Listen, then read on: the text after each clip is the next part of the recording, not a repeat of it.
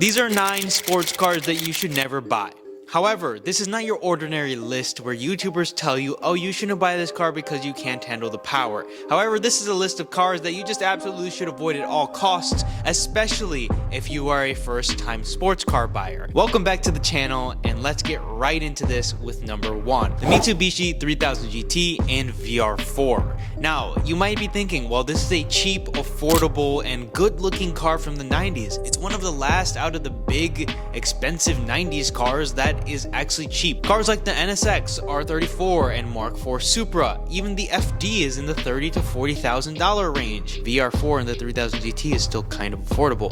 Well, there's a reason for that, and please do not go out and buy it, especially if this is your first car. The 3000 GT was way ahead of its time with active spoilers and 4-wheel steering.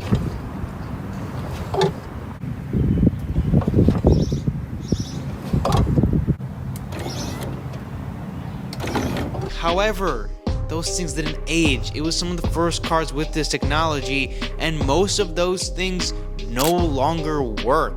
So if you're going out and buying one of these cars, just know that basically none of them are going to have functional parts, and if they do, they costed the previous owner a ton of money to fix and are probably going to cost you a ton of money to keep maintaining and eventually replace and fix. Now, as a sports car enthusiast, number 2 is going to be one of the more obvious ones, but the Subaru WRX. Literally any WRX, especially if it's cheap. Now, I believe the last hatch and STIs are going to hold good value going into the future. However, beat up examples, high mileage examples, and especially examples from the early to mid 2000s are not cars you should go out and buy as your first sports car. These cars have a lot of issues, and most of them have not been maintained properly, and just because they say that there's a new engine in it, you shouldn't necessarily believe them. There's a ton of things that go wrong with WRXs, and they've all been beat up. If you're a first-time sports car buyer and you're looking to get a cheap, affordable car, the WRX is not going to be cheap and affordable after those maintenance bills hit. Now, car number 3 is going to be the Toyota MR2. Now, the first and second generation MR2s are extremely appealing. They make a good amount of horsepower, they're fun, they're mid-engined, and they're relatively affordable. However, they are very hard to work on. It is a Toyota, it is going to be fairly reliable, but there isn't really much room to work with. They're very tightly compacted, and if you're not going to do the work yourself, there's not very many people that you can find to do the work because of the layout of the car, and the people who do tend to charge a good amount of money.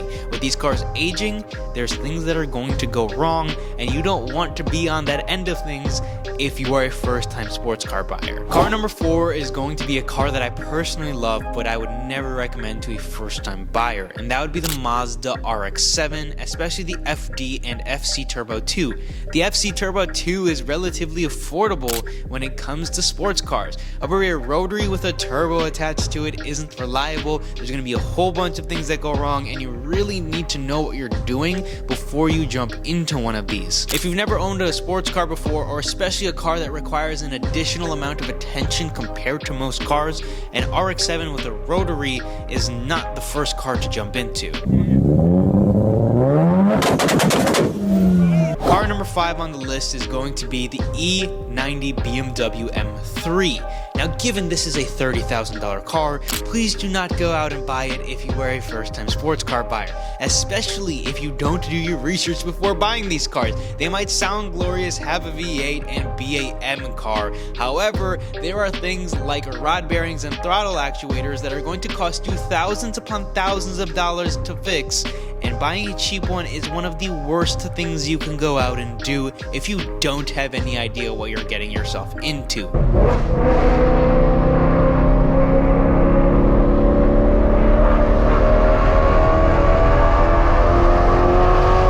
Yes, I said rod bearings. The rod bearings in the cars need to be replaced every 60 to 80,000 miles, and if it's never been done, your engine could go kaboom. When BMW made these cars, they didn't use the best rod bearings for it, which is why this service is required. The Germans are very particular, and if you don't maintain the car that they want you to maintain it, they blow up.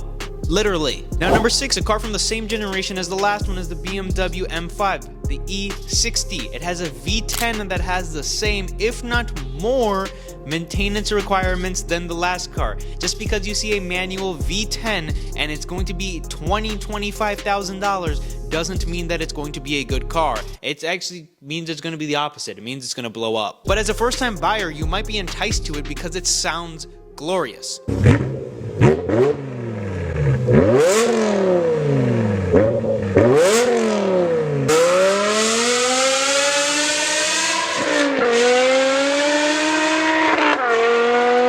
Do not go out and buy this car unless you are really, really ready, and if it's your first sports car, you're probably not going to be ready for the thousands of dollars of maintenance repairs this car is going to accumulate. Car number 7 on the list is going to be the Nissan 300ZX. Same story with the Mitsubishi. These cars might look appealing because they're cheap, they have T-tops, and they have turboed motors.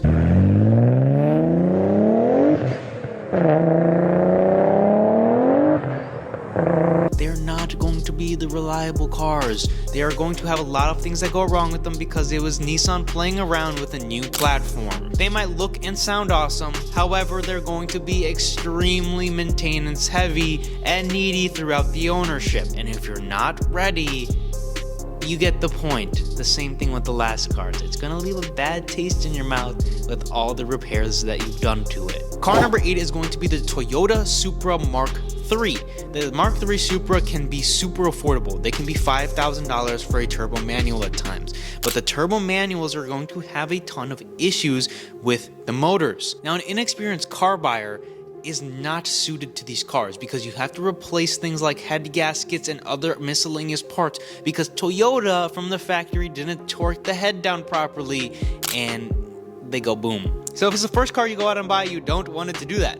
And just like the story with the rest of these cars, it's going to be maintenance heavy and it's going to need a lot of attention throughout its ownership. Now the last car on this list is going to be another BMW. It's going to be the E46 M3. The E46 M3 has a racing motor in it. The S54 is literally a race motor. It's going to take a ton of maintenance to keep up with this car, not to mention these cars have subframes that need to be reinforced along with a cooling system that has to be refreshed. They call them the big 3: cooling, Fanos, and subframe. You need to do thousands of dollars of repairs to these cars if it hasn't already been done, not to mention these cars are insanely expensive if you buy the proper ones that you should be buying. Did I mention that the motor was made for racing? These cars are very appealing because they're some of the last analog cars that were ever produced from BMW, and that's something really special. A new car buyer just shouldn't jump into an E46 or any 9 cars on this list because they all are maintenance heavy, hard to work on, and things will go wrong. Now, what cars should you go out and buy? Well, here are 12 of the perfect sports cars, first sports cars that you can actually enjoy, low maintenance, and it's not gonna leave your bank account completely drained by the time you're done with it.